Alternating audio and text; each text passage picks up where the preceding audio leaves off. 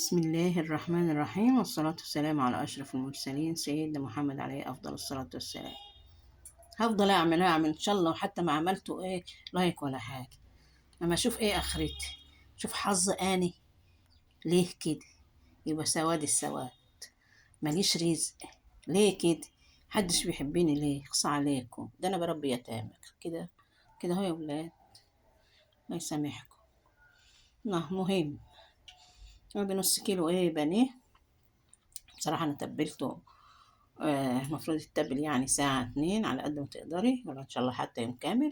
كل ما تتبليه يكون بقى أحسن. بصل، بنيه اقتصادي خالص.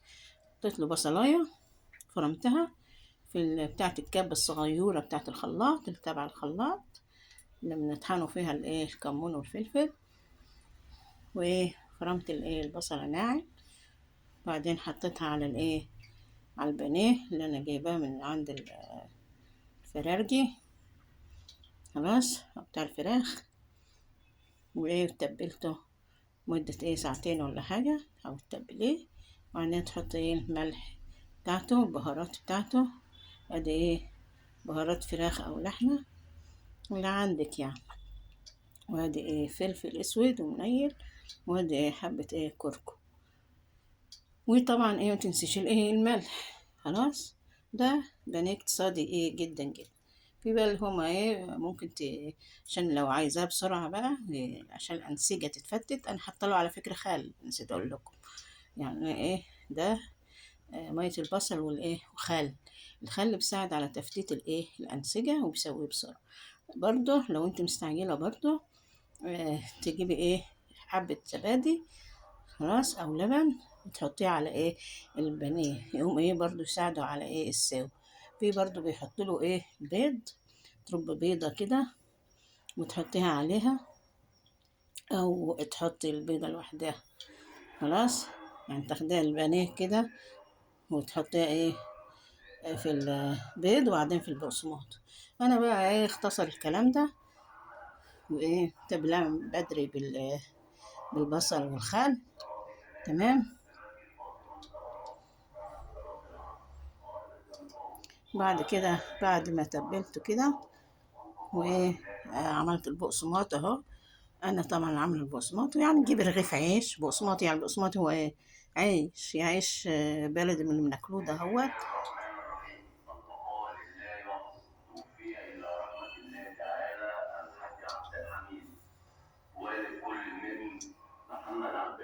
حظي انا بقى بقسماطه، رغيف عيش كده او بتاع، يا سيان يا مبلول، يا قصدي سوري، ناشف يعني.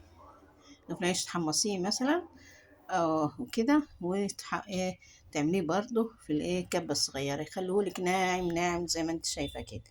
شايفة ناعم ازاي؟ هتحط له برضو نفس البهارات بتاعته، اللي هو كركم، بهارات فراخ، والملح والفلفل. طبعا هنقلبهم كده. تمام. وهناخد البانيه برضو ده كده، ونقلبه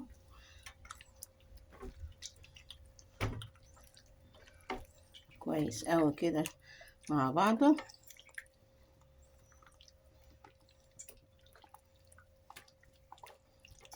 تمام.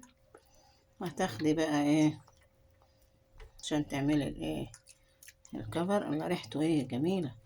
حاجة لما تبقى منقوعة من بدري وكده، شايفة؟ تاخدي بقى كده ببصلها الناعم ده كله، لأن البصل هو اللي بيعمل طعم بصراحة. اهو بصل ناعم بالمية بتاعته كله. بصل تخليها ناعمة، وتيجي حطها هنا اللي هو بقسماطه، وتيجي كده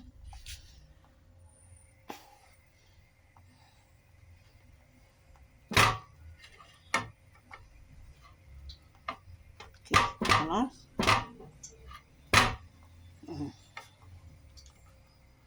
تمام. وتاخديها بقى وتحطها في في الزيت. بس انا مطعمه الزيت برضو بحته ليه، بخلي اللي هي دي بتخلي التحمير والاكل وكده طعمه جميل، او حتة دهن. خلاص اهو. مم. شايفين مالها دي بقى؟ تمام. ممكن برضه تمسكيها بين ايديكي كده، بتكفيني الاتنين ايه وتعمليه. بس عشان ايه مش عارفة ماسكة بالايه ايدي بالزفت الموبايل. خلاص كويس. تضغط عليها ايه كويس كده، كأنك بدك تقطيع كده كده. ومن ناحية برضه ايه التانية كده اهي، وهكذا. خلاص.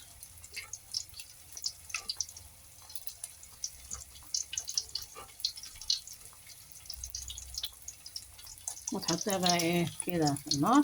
اول ما تحطيها تيجي مهدية النار شوية عشان ايه متتحرقش منها.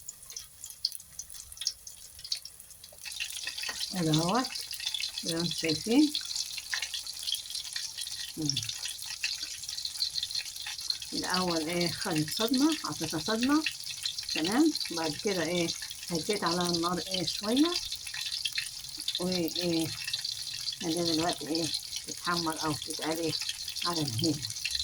خلاص. انا تاخد شايفين الكفر بتاعها حلو وجميل ازاي، ولا محتاجة بيض ولا حاجة. حاجة اقتصادية يعني.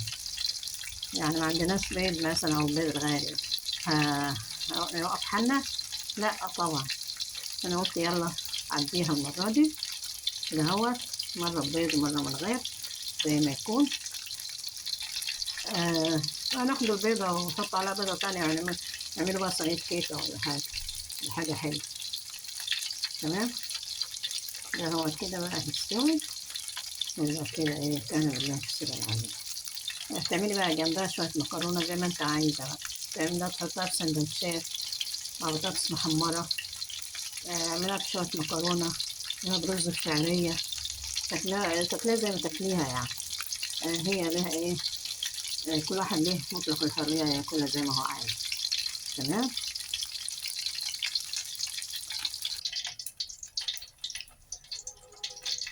بس الايه الشكل النهائي للايه للبنات. لكم من أكمل المنى وأرق التهاني والأمل. باي باي. سلام.